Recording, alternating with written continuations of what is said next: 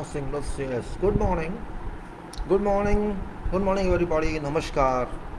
This is Engineer Suraj Singh speaking from Bharat, India on this day, August 7, 2021, Saturday. Title of talk being Civil Field Engineering and Engineering Quality AnnexSL Engineering COVID-19 Safety, Health and Environment Engineer's Role, Designs, Construction Methods, Contracts, Organizations, Communications, Coordination and Quality on top, Safety on top, and relations to COVID-19 with every human being on earth. Always easy to say, I have this certification. Claiming is very easy. Competency certifications, membership certifications, educational certifications, and you can say all other certifications that one has all over the world. These certifications demand something, and that demand is this. If I, as a professional, cannot deliver what certificates announces, that is competency of person, which means work of a person, work carried out by a person should also be consistent and competent, which means whatever work I do or some other professional like me does, or in whatever profession, that should amount to quality production and safe production. Quality definition wise is very vast. Nobody can capture its definition. In fact, quality definition cannot be pinpointed or bulleted. It's very vast. If you start writing about quality description, I think it will take many books, and even then it won't end. Elaboration is required, but not for everybody to know it. But that person who is a professional and who delivers something to its client or customer or consumer or end user, the relation exists between two. What is that relation? A relation between quality and customer. When I say relation exists, means it should be functional relation, it should be healthy relation, and it should itself have a quality in its relation between quality of product and customer or end user. That relation, if exists, it's called consistency of work, quality of work, and right approach towards engineering world, and also on top of that to world. I'm not describing quality for every item, every product, because it's very voluminous talk if I start that. There are hundreds of products in market, or maybe thousands. Everybody deals with some product, not all. It depends on what you buy and from where you buy, and what you expect when you buy, and what you are delivered when you know doing its performance. Difference between what is expected, what is given, is equal to either it is lapse on quality, or it is quality, or it is surplus on quality, or you can say surplus, when I say, means value addition. Either you get deficient in quality product, or you get equal to quality product, or you get value added quality product. Out of these three, you get none. If you get value added quality product, you should congratulate that manufacturer who delivered you this, because that manufacturer is very serious. He understands your requirement and give you more than that. If you get just quality product, means what you expect and what you get, it's okay, fine, because you paid to that manufacturer, and in return as a part of contract delivery, that manufacturer gave you that product which is on equal level of your expectation and delivery. And another manufacturer who gives you deficient quality, you have to be very serious about to take action against that manufacturer.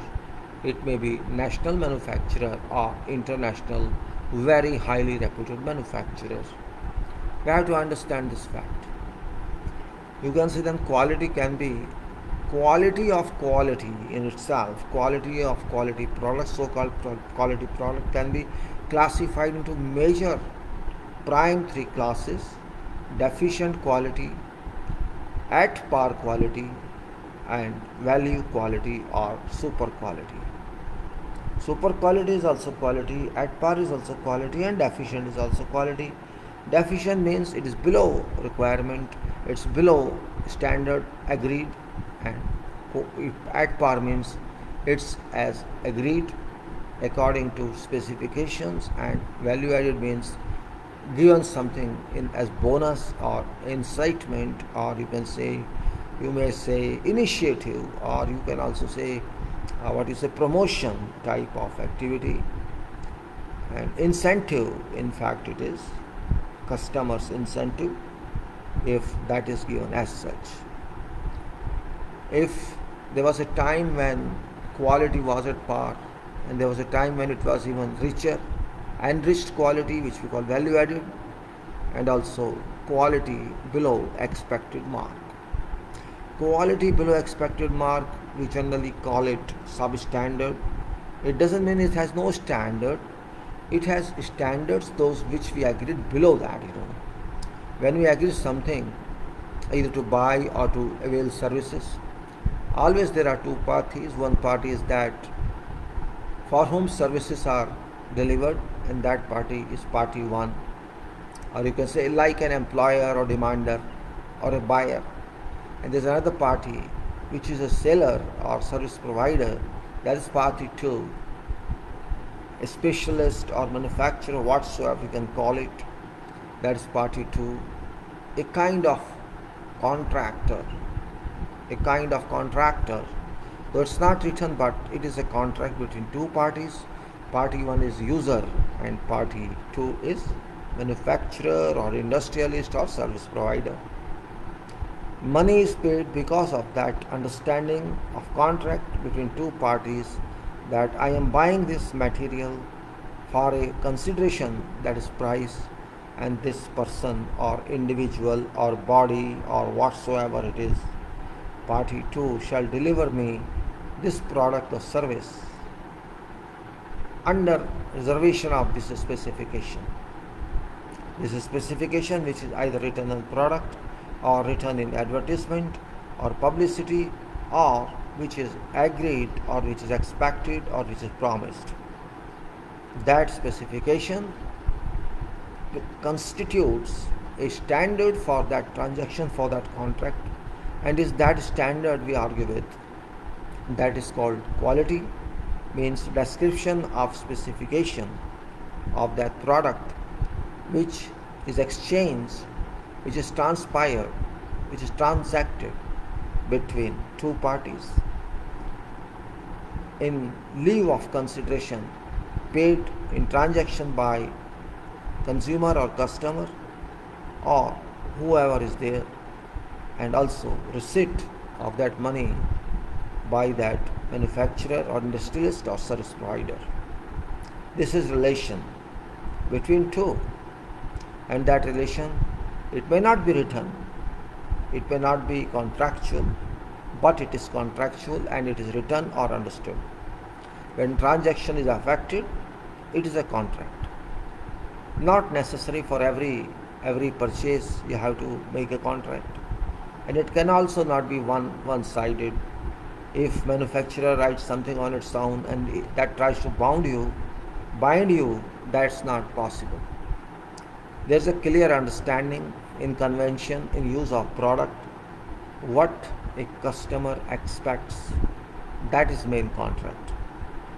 If you want to buy food from some restaurant, and that food has certain, of course, explanations and specifications, And if you accept that, it's also a kind of contract, but that contract is consumable based contract.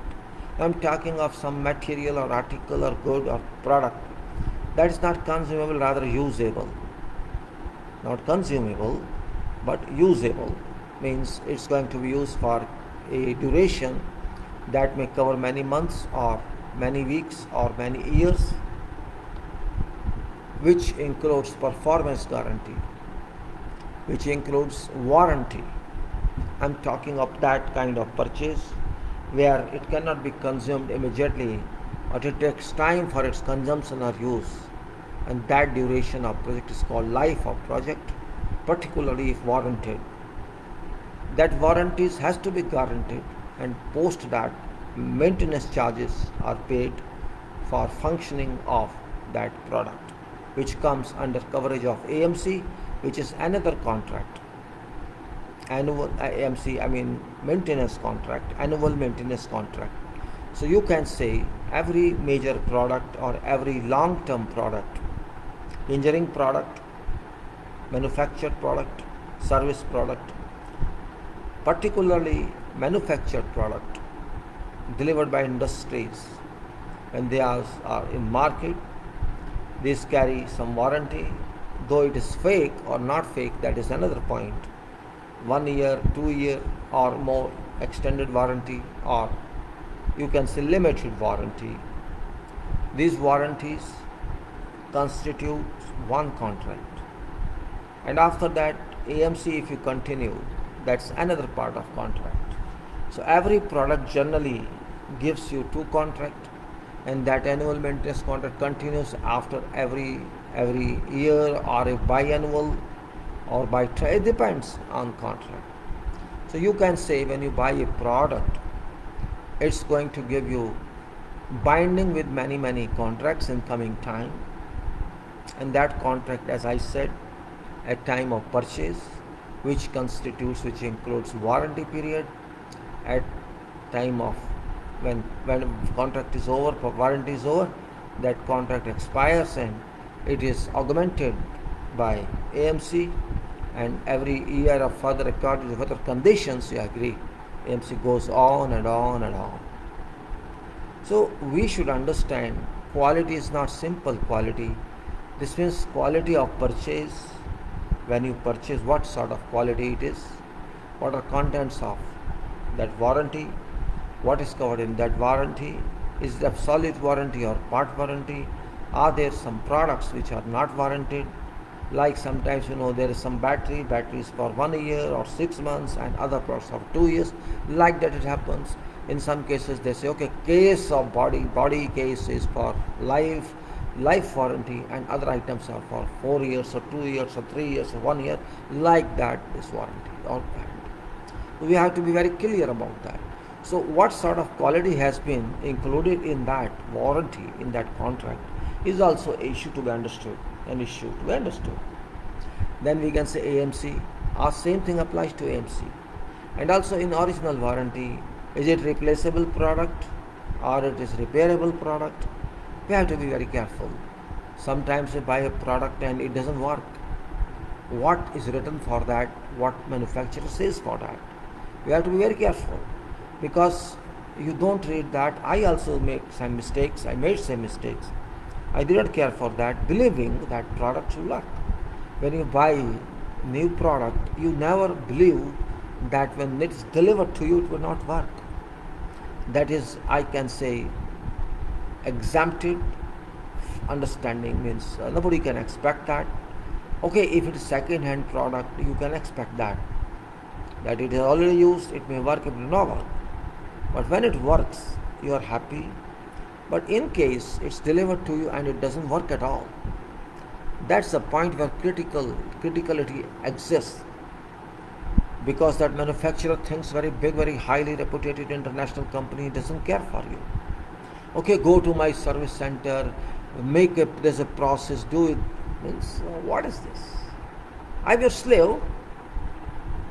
You bought me or I bought your product. Who bought whom? I paid to you. I purchased this product. In what capacity? That it would work for me. You give incentive. You provided me free delivery, that impressed me. But if that product works, that delivery is applicable, if that delivery is successful and my product is successful, it's okay. In case product doesn't work when delivered, whose responsibility is this? That responsibility is a big question mark. It's not customer responsibility. No. Customer's responsibility is that to receive a product which is functional, which is performing. Courier boy shall not allow you to open it and check it. That is not job of courier company. This is job of manufacturing company. That if product doesn't work, it's responsibility of this company. Yes, if I receive product, is delivered, and it works maybe for few days, I can say, okay, I received your product. They will themselves say we delivered. They will ask for you, write about this delivery, this and that. That's a different matter. Yes, if product breaks after say 1 week, 2 week, 3 week, then I can say I used it at least for 7 days. And if it's broken, then I can go to that service provider, that you can say service center or whatever they call it, and show details of my purchase, and they have to consider whatever guarantee or warranty is there. But if it happens in new case, means that company is rogue one, however it may be big, it's rogue one, and you get product which is wrong, doesn't work. And that when I inform that company or that vendor, who is company's vendor from whom I buy, they should immediately take it back. I don't care how do they take it back. They have to at least send me another product and take it back. And if they don't want to take it back, then they have to give a new product. How they give, through vendor or directly, this is their responsibility, not my responsibility. And if they just play with their rules, then I have to kick them. Bloodies they are, master planner they are, master abuser they are, crooked they are, I can say. You can't harass customer. Customer is not your servant. Customer is not your slave. Customer is customer. Where is quality? You just give falsy. You give false statements on quality. You give false declaration quality, and then you play with customer. It's not acceptable. Customer paid you for delivery of product. You did not pay customer to go to service center. You did not give money back to customer immediately. Who are you to force him to go to service center to replace it? It's your duty, because product is new. That is major point. If such descriptions of quality procedure exist in quality statement, in quality certificate, I think then it's mistake of that third party registration company who certifies that company. That certification authority must be rejected. Otherwise, that certification authority must ask, what is procedure in such case when your product doesn't work at its beginning? It's a good, because generally may not happen, but it happens. You can't stop these days, because people are careless, workers are careless, companies are careless. They run behind profits only. They run behind competitions, quality-less competition, I can say. Generally, all companies are wrong now. It doesn't matter which company you are. You may be world-class company, but I don't accept you if this happens. I don't accept if this happens. If you are a world-class company, in that case, in such situations, if I get bad products, I would not call them they are organizations duly certified, because their certificate is based on inducement. It's based on just procedure. It's not based on facts. And also I can say that third party certifier who may certify for ISO 9000 or some other bodies, some other standardization organization, that third party is also not responsible.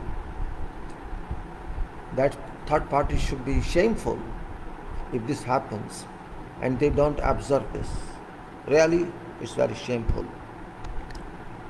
But when there is rush, now I think even these certifications are not very encouraging, because they too have been left only formalities, not factual observations.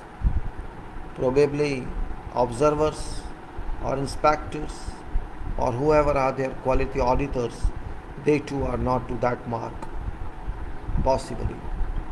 This is very common sense issue when you see essay or proposal of that organization, when they submit for, or they submit data they practice for.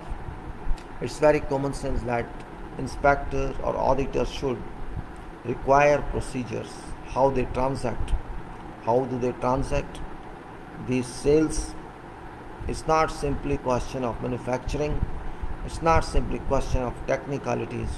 It's a question of how do you pack it, and what do you do before packing, and how you deal in such case when your product is exactly substandard. It doesn't work at all, not even 1% functionalities. In that case, what is procedure? Every auditor has a right to raise that question, even if it's not mentioned in guidelines of quality.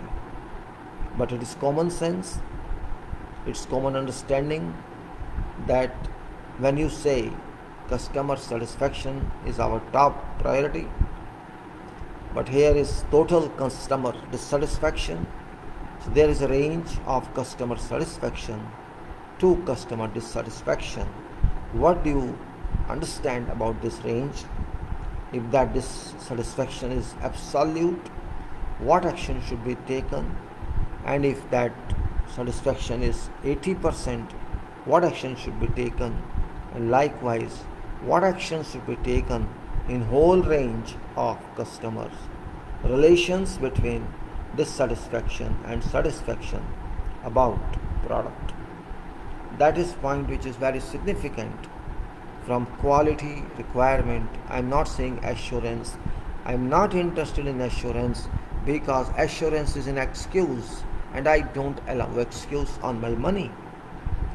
Previously it was quality assurance because there was trust, there was real quality, people were serious. But now, because people are not serious, so we cannot grant this concession in terms of quality assurance. Rather, it should be quality requirement. And when something is required, you have to suffer on your laps. You have to pay for your mistakes. You have to pay for your ignorance. It is because you are not doing any charity work. You are not doing any work for free public cause. You are doing it for transaction, for business, for commerce. You have left somewhere technology. Your technology is there, okay, fine, but it's not properly implemented.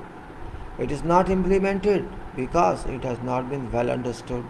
It has not been well understood because there is shortage of people in your company to concentrate on procedures. Because those people just want to run from here to there to show that they are busy. It's not easy for everybody to read documents. It's very boring job. People or youth of today, they are not interested in reading documents, in understanding documents, or in writing documents. Very, very few people are there, maybe 1 or 2%, who are document oriented. Otherwise, others are mobile oriented, speech oriented, SMS oriented. They cannot write descriptions. They are only Twitter oriented. They want to tweet for everything. Even on Facebook you will see only photographs. You will not see any long messages for society. You don't find anything as such from education or knowledge raise point of view. This may be students or these may be matured people. Yes, some very, very old people, veterans, they try to write something. But our young generation, I think they are not aware. They are ignorant of writing skill. They are ignorant of writing skill. They are ignorant of reading skill. They are ignorant of conducting analysis. And when they cannot conduct analysis, means they are not good in solution. One should be good in solution. That is required. And that is quality solution. That is problem solution. Solution is required everywhere. It may be quality, it may be construction, it may be safety, it may be planning, it may be whatsoever, designs or purchase, whatsoever. Solution is very important.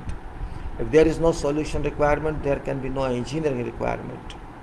And engineering is an integrated part of life of everybody. You cannot go away from there. Just like safety is a part of every activity, health is part of every activity, ergonomics is a part of every activity, environment is a part of every activity, quality is a part of each and every cell of your body, quality is a part of each and every cell of your mind, quality is a part in your life.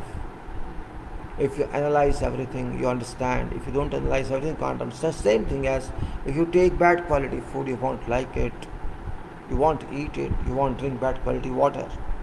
Why? Because you don't like it, it may not be taste, or it's not giving you that expectation, that satisfaction, that entertainment, that enjoyment as we call. You enjoy your food, you enjoy your journey, you enjoy this and enjoy that. People call that, but you can't do that. So what I say, everybody has a right to raise question on quality.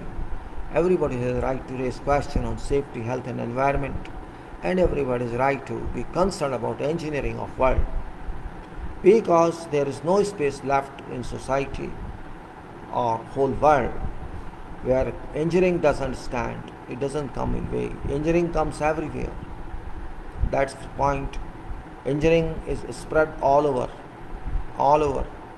societies, world, and no time is left.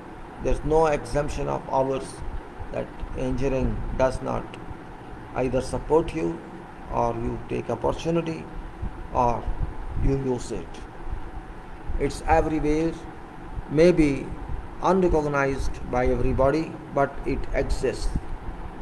And that existence is very significant from every viewpoint. Quality cannot be forgiven, it cannot be taken for granted, because it exists everywhere and in every activity that we conduct in life, that we carry out in life. And in engineering domains, all engineering domains, civil, electrical, mechanical, IT, non-IT, all others, there's no domain that's left without engineering in your life, from 0 hour to 12 hours, from 12 hours to 24 hours. Something comes, some part, if you purchase, if you use, if you eat, somewhere, somehow, it is with you. Even your home is with you where you live, rented around, but you live. That's also engineering product. When you are in bus or in car, that's also an engineering product. When you fly, it's an engineering product. When you walk on road is engineering product. Footpath engineering product. Your WC bath are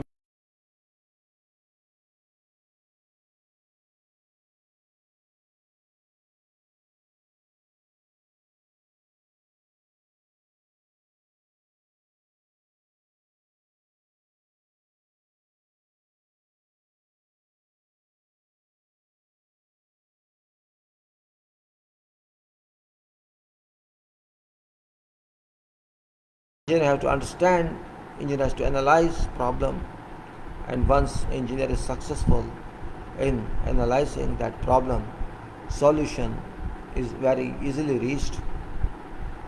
Solution cannot reach when you don't understand problem.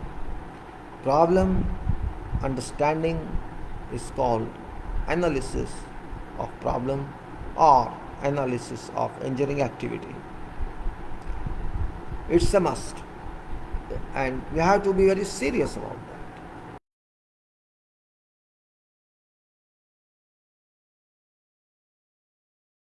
that. You can experience yourself. How many times do you think in a day? That you have to count.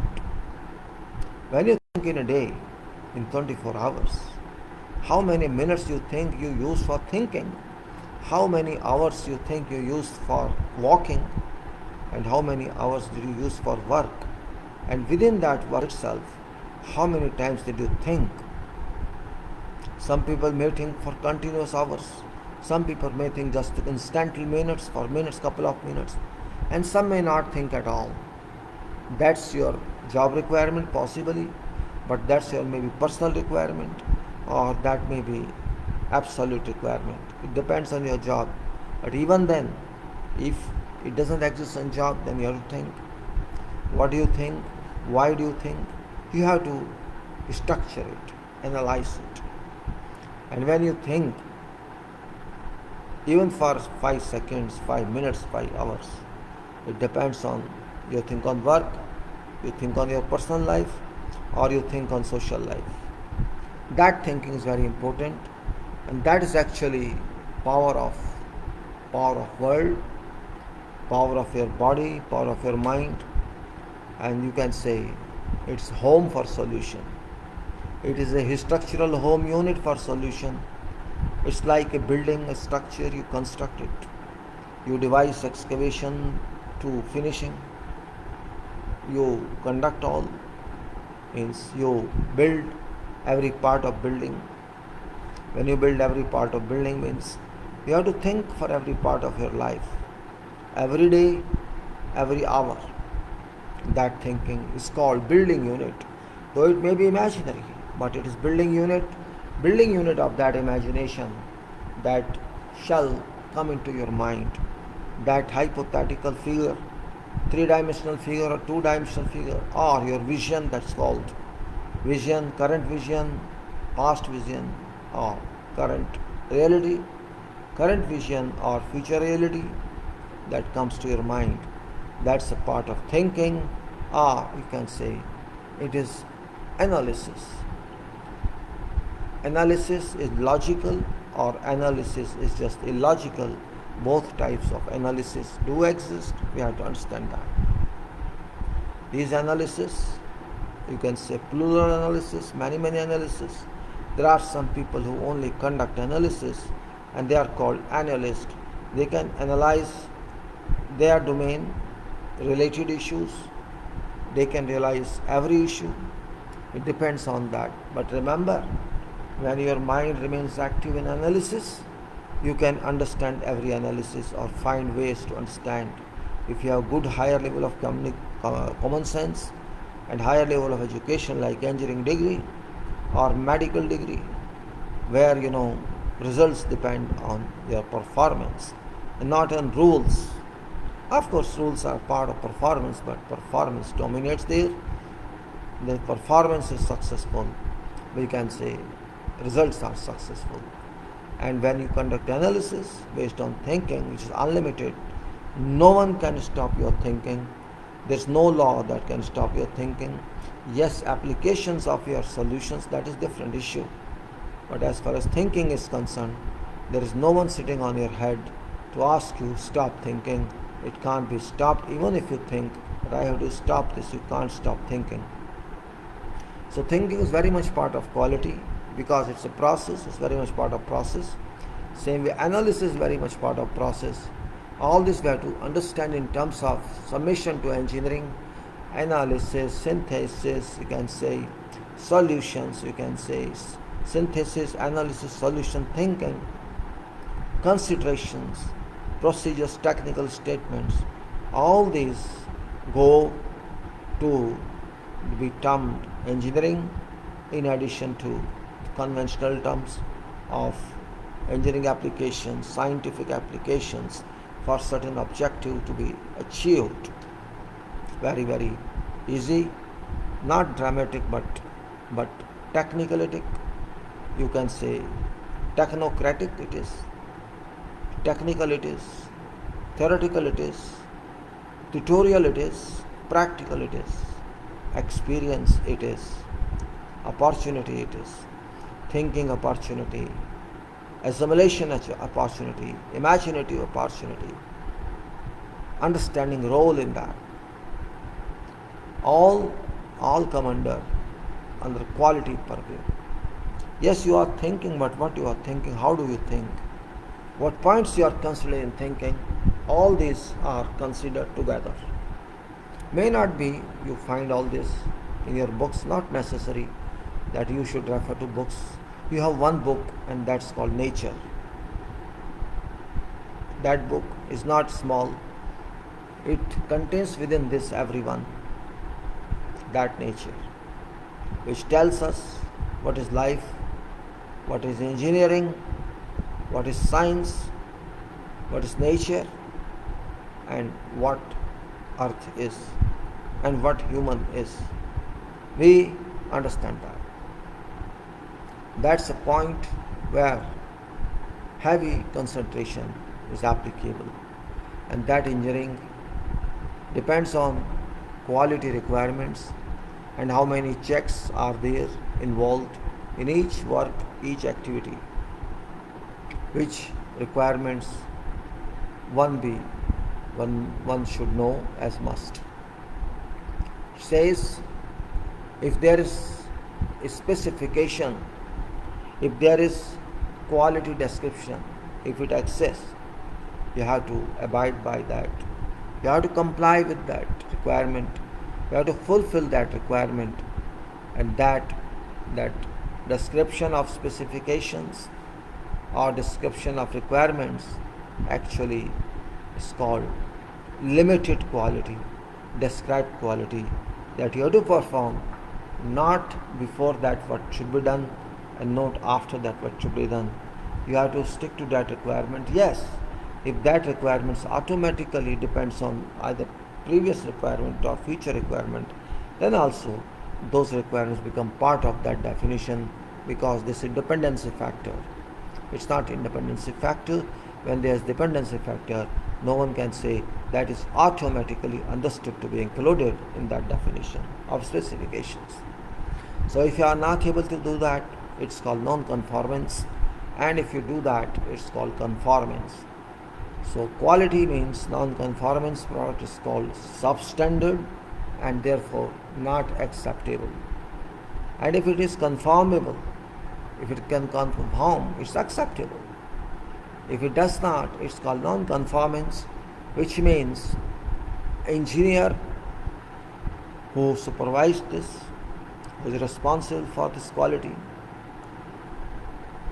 has been either careless or ignorant or absolutely incompetent one, and therefore is not welcome to be present, is redundant, is unduly required because of incompetency, and that person may be, you can say what I should say.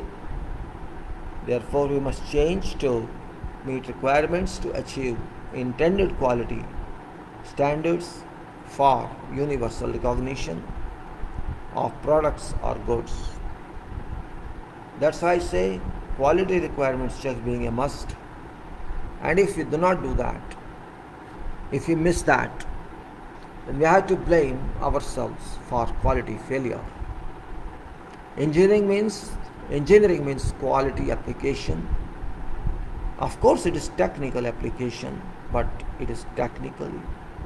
Technical means quality is a part of technique, how to do it. Engineering means quality application and continuous improvement of quality, and there is no way that exists not to comply with defined or required or specified quality levels, specification levels, because definition of quality is a must, and that definition requires to be achieved, or else work that you do leads to status of being unsuccessful and to be reperformed if rejected, and which is very expensive. Reperformance is not easy. it involves losses and losses and losses. Material loss, time loss, quality loss, and natural loss. Because if that material which you included in your bad work or rejectable work, if cannot come back again to its original form, means it's a loss. Time loss, quality loss, reputation loss, every loss exists, and therefore it is not engineering, it is bad engineering, you can say. Very true. It is. Good work does not cost more than it should, because it's one time done. Right, we say right man should be posted on a right job. Why do you say that? If man knows job, man takes care. If a person takes care, personal takes care according to requirement, according to job description, there is no meaning that work would go substandard. If it is duly taken care of, it is considered in that way, it's supervised in that way, right way, conforming way, specification conforming way, or whatever requirement is there for conformation, it should be done. And that's called engineering product. There is a definition of its performance, there is a definition of its maintenance, there is a definition of its, you can say, handling, and there exists everything that must be considered for good quality product. And that's very much requirement of life, and if we don't care about that, we cannot say that we are professionals. I would not say at least that I am professional if it doesn't happen. Yes, I can afford cost if it's more, but that's loss to me. Why should I think of that? Because I am wrong. If my cost is maintained, time is maintained,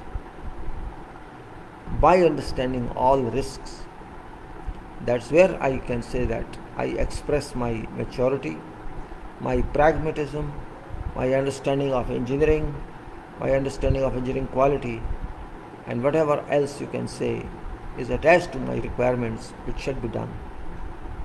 That's the way we can say in that triangular points, cost, time, quality. And that quality is not simple quality control. Again I say, don't confuse with quality control with quality. Quality control and quality are different. Quality control is very small part of quality system, and quality system is also restricted to definitions. But quality is general, it's open. Quality is on top. You can say quality is something that varies from product to product, organization to organization, technology to technology, professional to professional, you may say whatever to whatever, depending on requirement. Again I say, what class of quality you need, you require, it depends. You cannot generalize. Every car is different, every engine is different. If you notice HP of engine, you will find differences in BHP, in IHP, brake horsepower, which drives the car. That's very important point, because every car is different, every engine is different, every driver is different, every cost is different, and durability of that product is different. We have to make this a point that we know if you delay something, if you add to cost, who will pay? Because you already agreed cost of that product. If cost varies because of time varies, time is not controlled or not well understood, this means we don't know time management, time organization of activities, whatever activities, but we say we have started. We have to understand all these points. These are all professional points. Every engineer has to think on this. Quality, if it's dropped, it's not because of producer alone, it's because of consumer also. Consumer, or you can say career path, leader, self-leader, If that person sits everywhere and teaches all time, that's also not a good practice. Teacher doesn't mean sitting with you. Teacher has to be understood. That's a very important point. Risks, when I talk of risks do not come automatically. Hazards can come automatically, but I'm talking of risks which are based on analytical understanding, analytical approach. And when you say analytical approach, means your mind should be analytical, your thought should be analytical, and you can say, you can foresee any vision, you can foresee any dimension, you can foresee any wave in whatever direction. If you have understanding of risk, understanding of bad items, understanding of how shall you get this risk and how shall you solve it. Panic state of thinking cannot solve it, but you can say standstill stage, sitting stage can solve it problem. It's not very difficult, it's very easy. If you know problem, by analysis you can understand how shall that problem impact on you or your work, your activity, and that we can say vision you can see before doing something. That's kind of vision. Foreseen for resolutions. These risks must be checked, must be inspected internally of your mind, or you may place your mind somewhere else in some manufacturing unit that might seen, and you can say, if possible, I could pass through this vessel, this worship small vessel, or you call diya. So we can say risks must be foreseen for resolutions, for damages are not tenable and must be controlled in advance. Inexperienced, non-pragmatic engineers may prove inefficient in weaving such calculable risks based emergencies, and therefore thorough deliberations or brainstorming must be conducted based on available data input. Risks must be clearly defined to reach its resolutions and to convert work convenience or else. Risk can be very expensive in terms of lives, cost, and time. Product requires reliability, that is basics one. If product cannot have or does not have reliability coefficients, then this is no meaning of product. This reliability factor, this reliability is reality, must be accessibility defined and achieved. We can say reliability includes safety first of all, safety from all involved factors. Also it contains serviceability of intended purpose, that this product would serve your, you can say, intended purpose. Whatever purpose you have, if it's not able to serve, then there's no use of this product making, cooking. Durability of working life of that product. These are three basic points that involve safety, that is part of SHE, serviceability, and also durability, means how many years you want this product to move safe, giving you safe services without any deviation, and whatever others all involved applicable knowledge areas or factors, part of resources, must be understood and achieved. That's very much basic. In all procedures it should be, or else one should learn before taking a responsibility, and all foregoing issues that have been elaborated or expressed must be considered along with all possible risks. So it is reliability is very important factor, because reliability involves customer has to come back and buy more product, or should have good relations between should access good relations between customer and client, customer and company, and it doesn't mean something is wrong somewhere. So that's part of, I can say,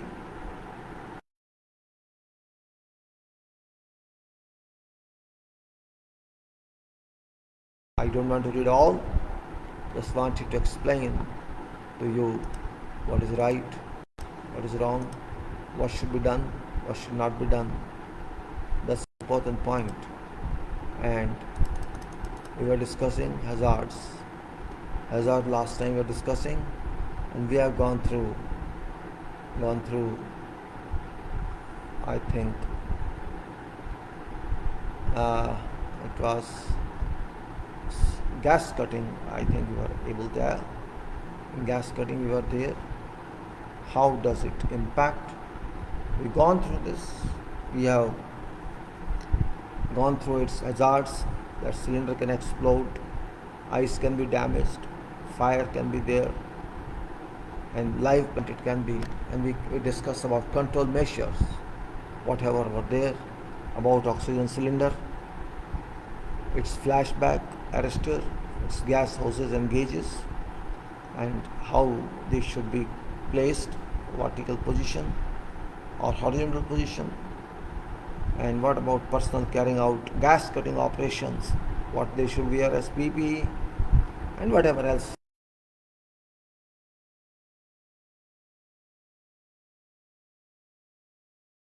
Damage to eyes, hearing, other body parts, fire explosion, wheel bursts, etc. etc. We discussed this grinding issue. I think welding also we discussed, many parts of welding. Then we went on to diesel engines, which we are describing at length, though that's not safety part, but when you talk something, it's better to explain to everybody so that they know what is diesel engine, how it works, and I showed to you that. Then radiography was an issue. So that diesel engine which I was talking to you, let me see if I can find that now. And I think if I can find that now, it's easy. Let me see if it comes from G. So I talked about diesel engine. In that page we talked, and we talked some history of diesel person, science engineer, technocrat.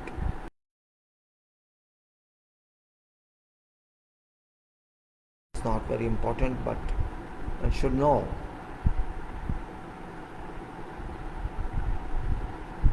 There's fuel injection, types of fuels.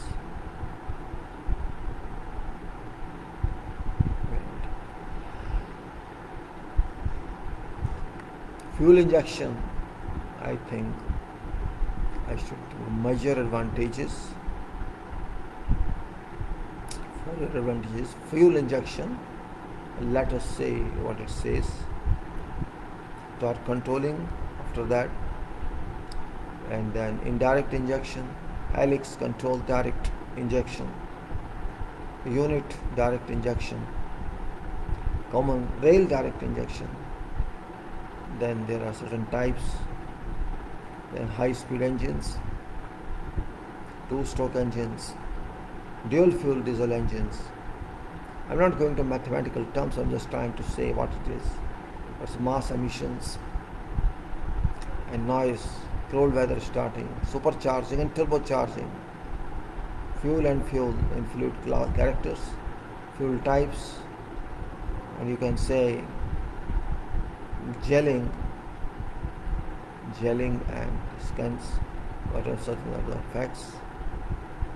All these you can see, maybe in small definitions we shall go through, because this is also important. I think that's all in that. So we will go to now injections stage. That is it.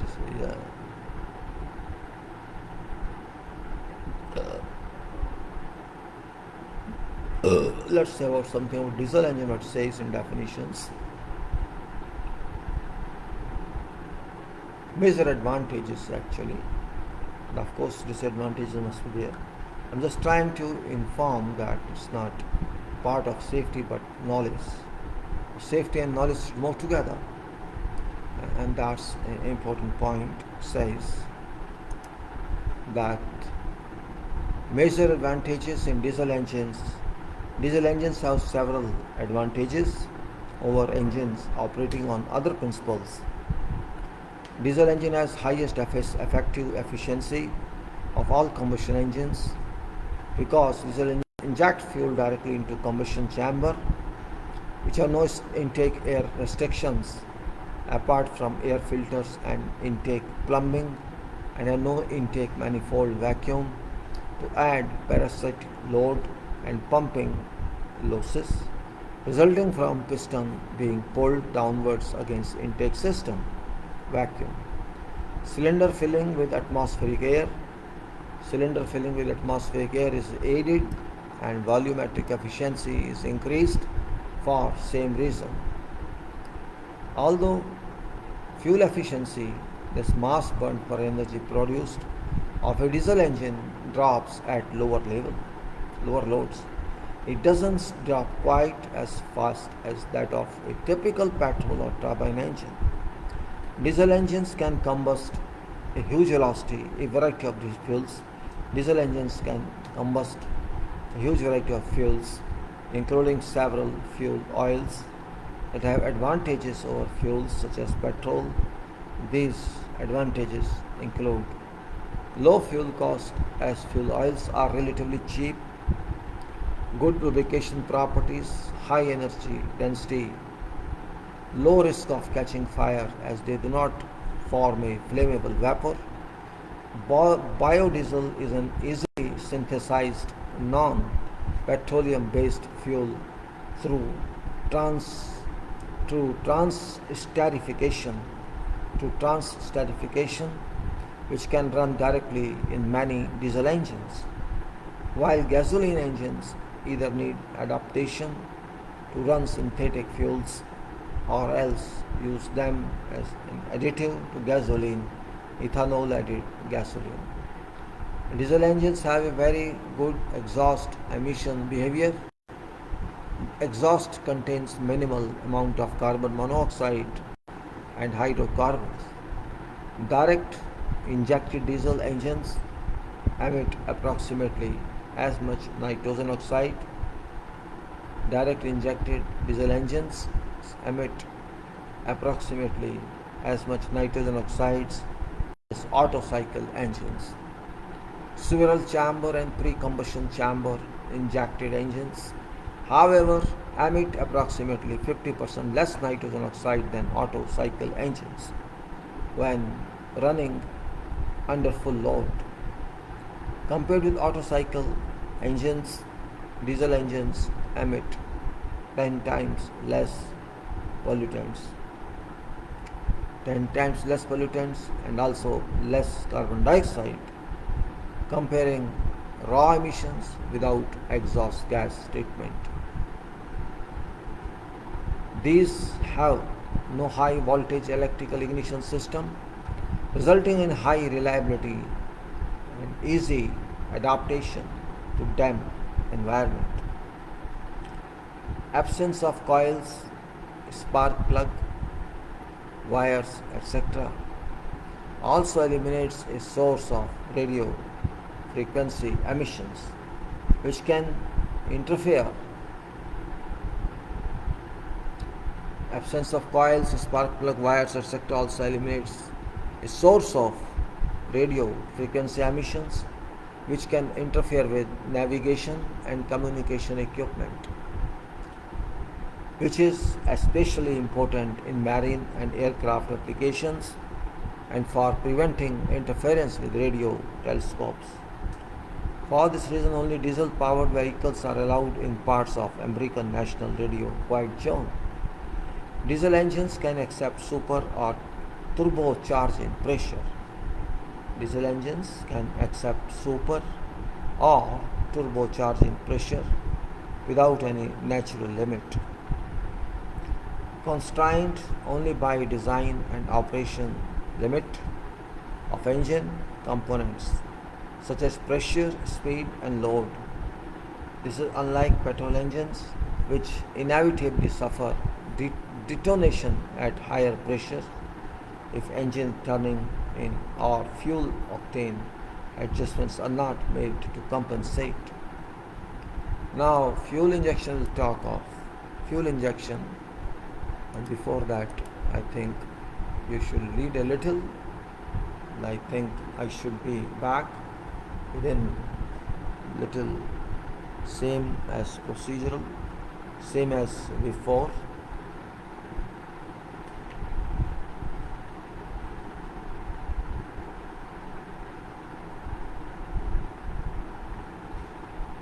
I'll be back, as I said, as usual. I think already 1 hour is over and I have to walk a little and come back. If you can wait, fine.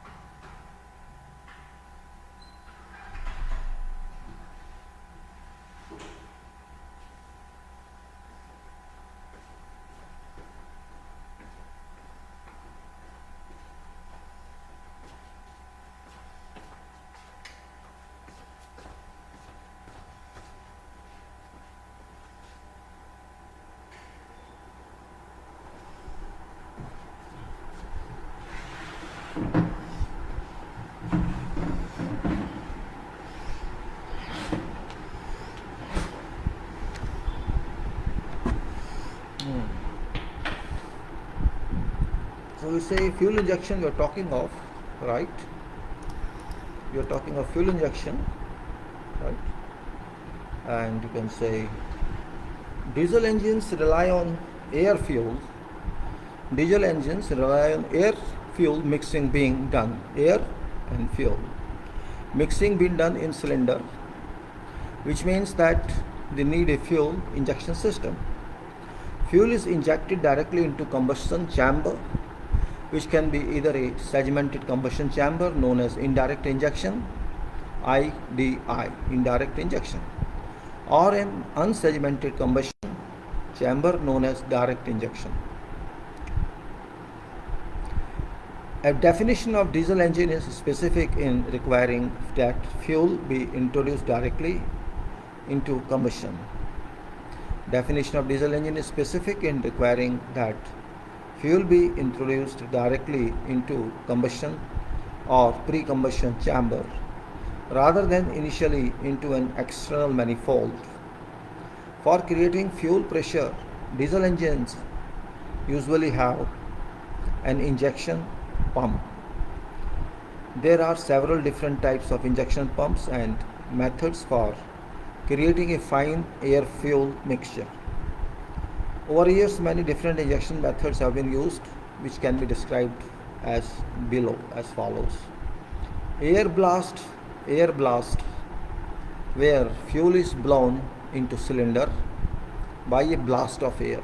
You can say air blast, where a fuel is blown into cylinder by blast of air.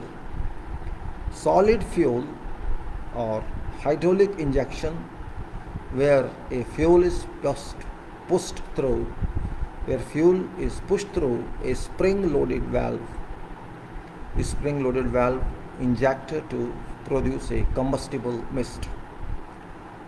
That is solid fuel hydraulic injection, where a fuel is pushed through a spring-loaded valve injector to produce a combustible mist.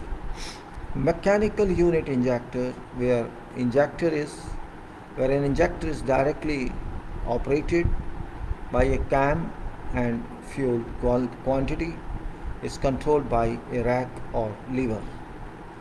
Mechanical electronic unit injector, where injector is operated by a cam and fuel quantity is controlled electronically. Common rail mechanical injection, in which fuel is at high pressure in a common rail and controlled by mechanical means. Common rail electronic injection, where fuel is at high pressure in a common rail and controlled electronically. So there is air blast, solid fuel hydraulic injection, mechanical unit injector, mechanical electronic unit injector, common rail mechanical injector, common rail electronic injection.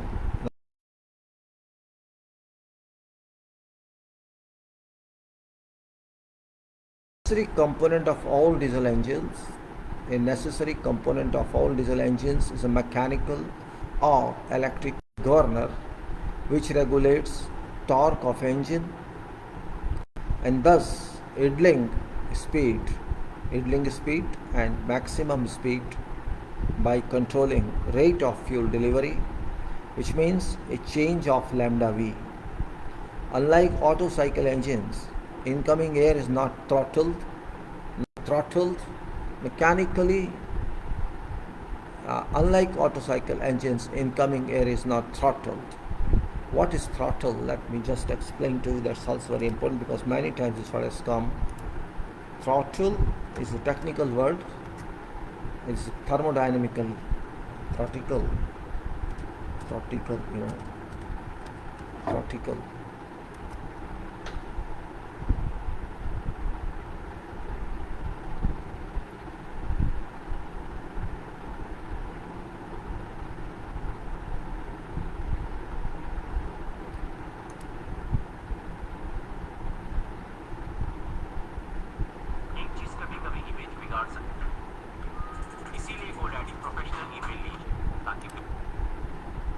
Hello friends, welcome to Mechanical Tech Hindi.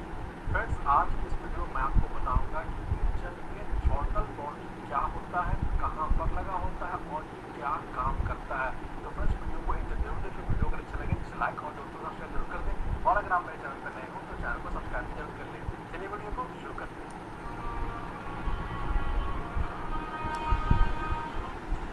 जो traditional spark ignition petrol engine होते हैं वहाँ पे throttle body उसके air intake system का एक part होता है। Throttle I am trying to in throttle मतलब हिंदी में अब बताते हैं आपको. Hold on you know it is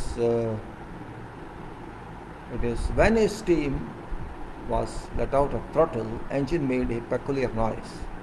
Uprodhak, it is in Hindi, unproduct, uprodhak. It's called Hindi in English, and in English it's called nakchant.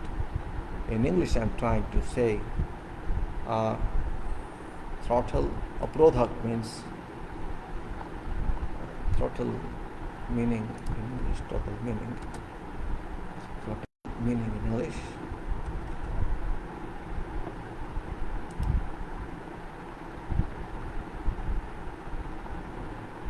Throttle. No, throttle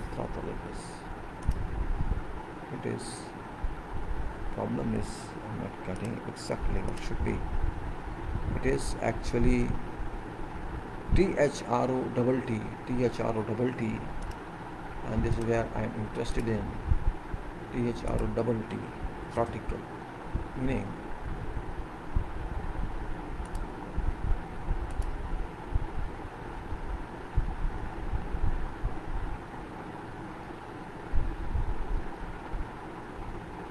I think it's not given anywhere.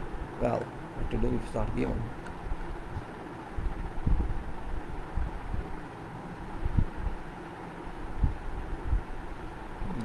Throttle.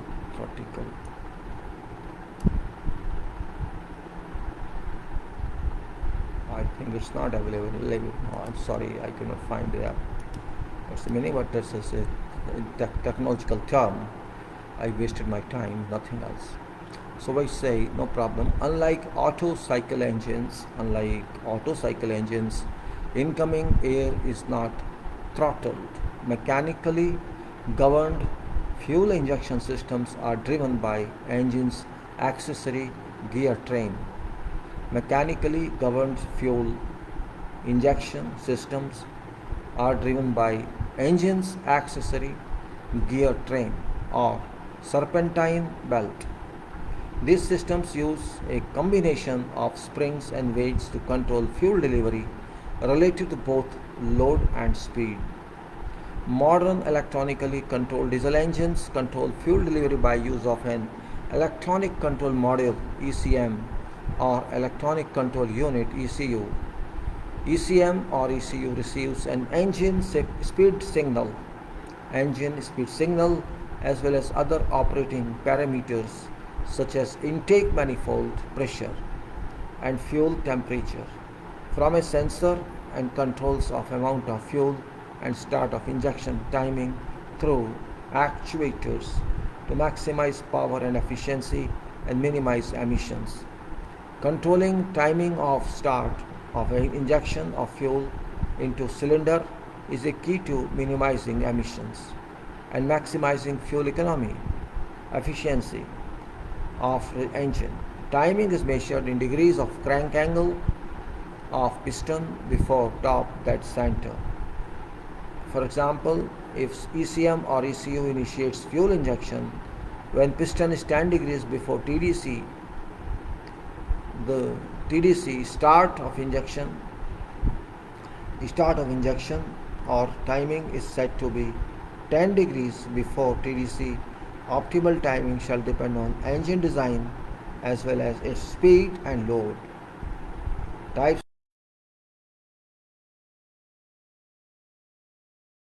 talking air blast engine. This is diesel's original engine injected fuel with assistance of compressed air, which atomized fuel and forced it into engine through a nozzle, a similar principle to an aerosol spray. Nozzle opening was closed by a pin valve lifted by camshaft to initiate fuel injection before top dead center. This is called air blast injection. I repeat, diesel origin engine injected fuel with assistance of compressed air, which atomized fuel and forced it into engine through a nozzle, like similar principle to an aerosol spray.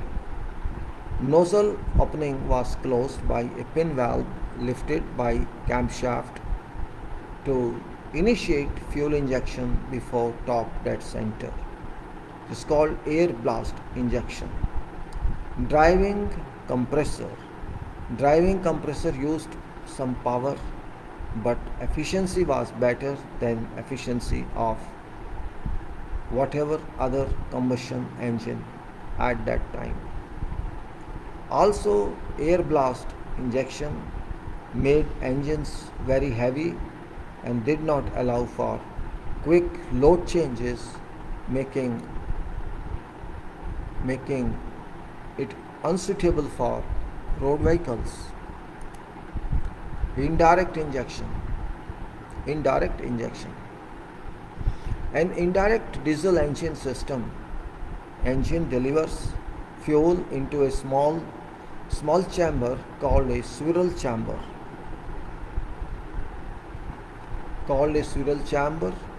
Pre-combustion chamber, into a small chamber called a swirl chamber, WIRL, pre-combustion chamber, pre-chamber and chamber, which is connected to cylinder by a narrow air passage. Generally, goal of pre-chamber is to create increased turbulence for better air. Fuel mixing. This system also allows for smoother, quieter running engine, and because fuel mixing is assisted by turbulence, injector pressure can be lower.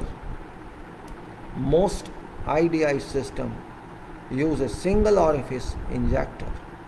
Pre-chamber has a disadvantage of lowering efficiency due to increased heat loss to engine's cooling system, restricting combustion burn, thus reducing efficiency by 5 to 10%. IDI engines are also more difficult to start and usually require use of glow plugs. IDI engines may be cheaper to build but generally require a higher compression ratio than DI counterpart. IDI also makes it easier to produce smooth, quieter running engines with a simple mechanical injection system, since exact injection timing is not as critical. Most modern automotive engines are DI, which have benefits of greater efficiency and easier starting. However, IDI engines can still be found in many ATV and small diesel applications. Indirect injected diesel engines use pintle type fuel.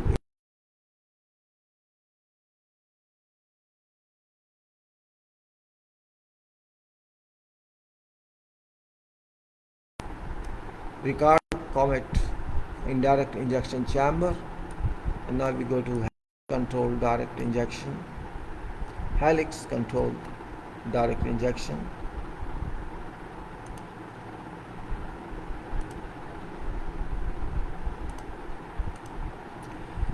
Direct injection. Diesel engines inject fuel directly into cylinder. Diesel injection. Diesel engines inject fuel directly into cylinder. Usually there is a combustion cup in top of piston where fuel is sprayed. Many different methods of injection can be used. Usually an engine with helix control machine or mechanic direct injection has either an inline or a distributor injection pump. For each engine cylinder, corresponding plunger in fuel pump measures out correct amount of fuel and determines time of each injection.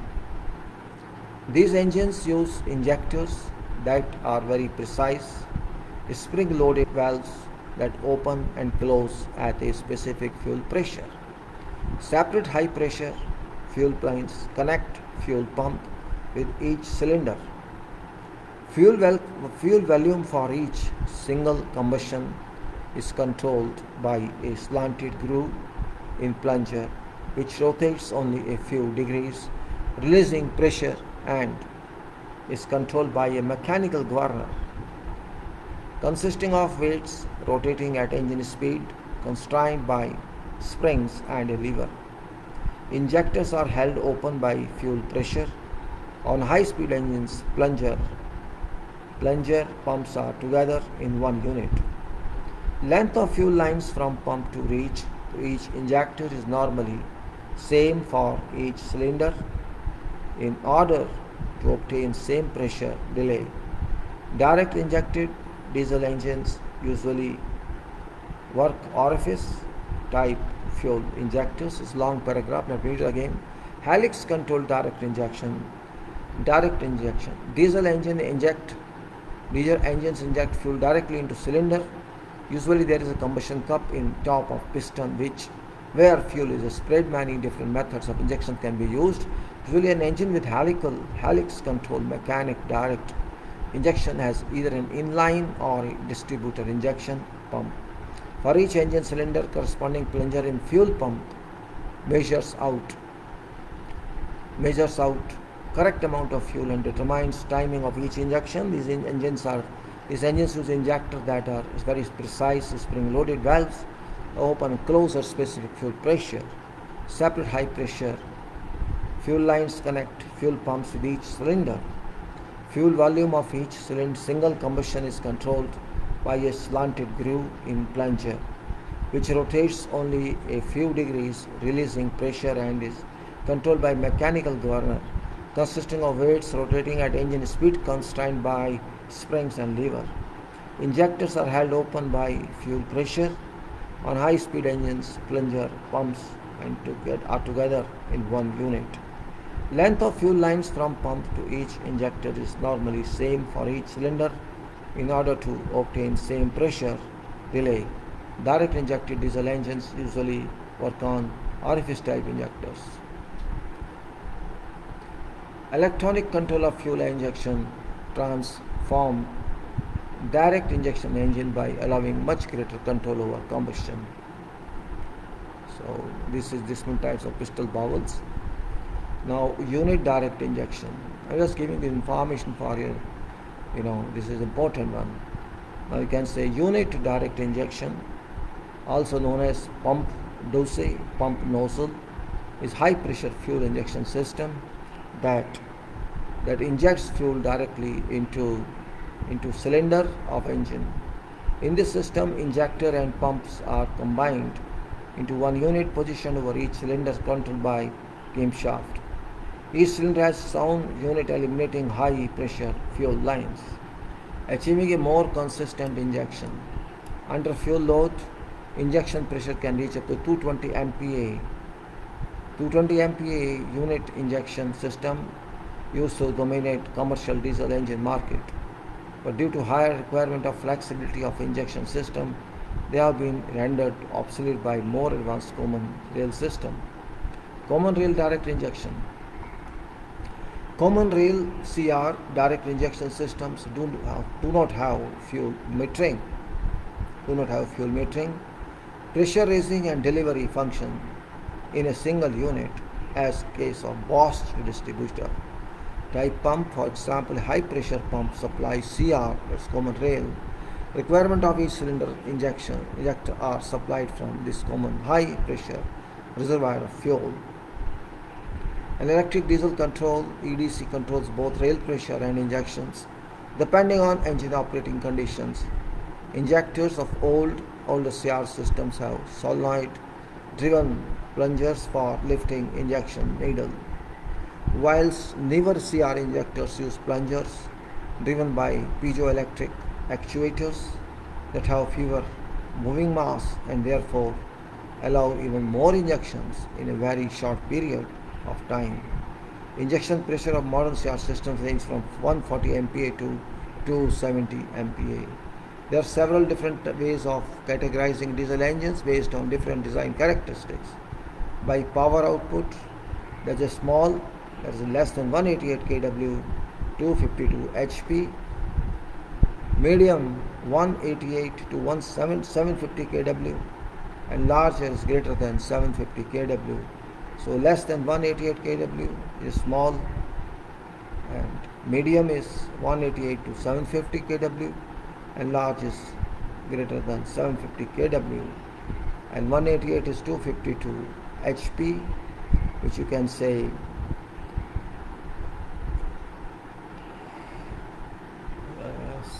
90, no it's not that, now 40% if I take, you can say yes, about 40% it is 188, 40% is 72, 70 to 75,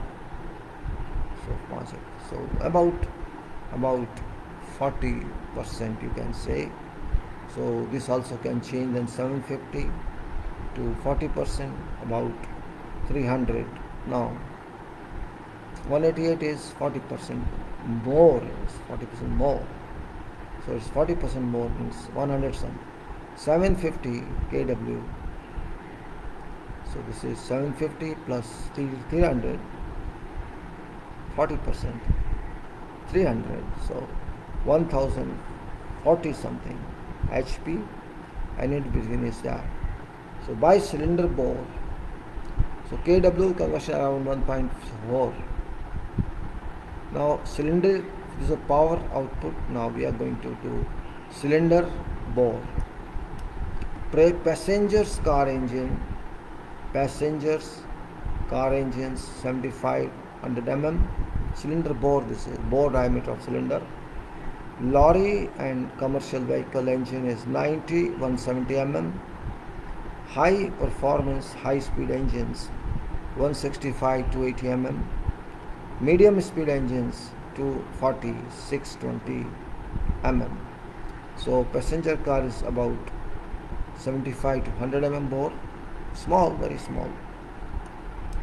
When you go to number of strokes, this is low speed 2-stroke engine, that is scooter, maybe 260 to 9. Low is 2-stroke engine, it is not 1-stroke, 260 to 900 mm. No, it's not a scooter, 2-stroke engine. Number of strokes, 4-stroke cycle, 2-stroke cycle, by piston and connecting rod, crosshead piston, double acting piston, opposed piston, trunk piston. By cylinder arrangement, regular cylinder configurations such as straight, inline, V and boxer flat configurations can be used for diesel engines. Inline 6-cylinder design is most prolific in light to medium duty engines.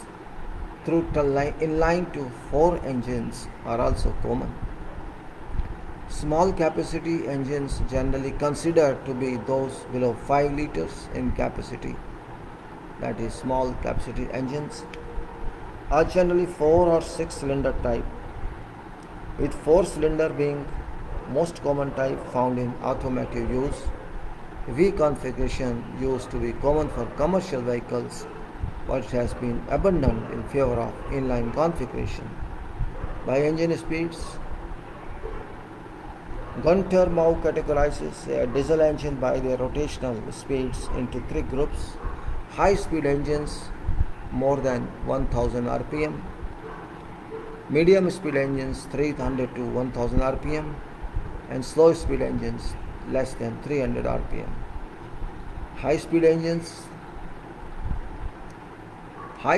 engines are used to power trucks, lorries, buses, tractors, cars, yachts, compressors, pumps, and small electrical generators. As of 2018, most high-speed engines have direct injection. Many modern engines, particularly in on-highway applications, have common rail direct injection. On bigger ships, high-speed diesel engines are often used for Powering electrical generators, highest power output of high speed diesel generators is approximate 5 MW. Then medium speed engines.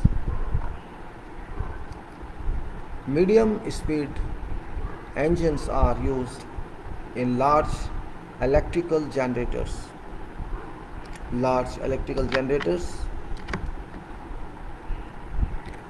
Ship propulsion. Ship propulsion and mechanical drive. Ship propulsion and mechanical drive applications such as large compressors or pumps. Medium speed diesel engines operate on either diesel fuel or heavy fuel oil by direct injection in same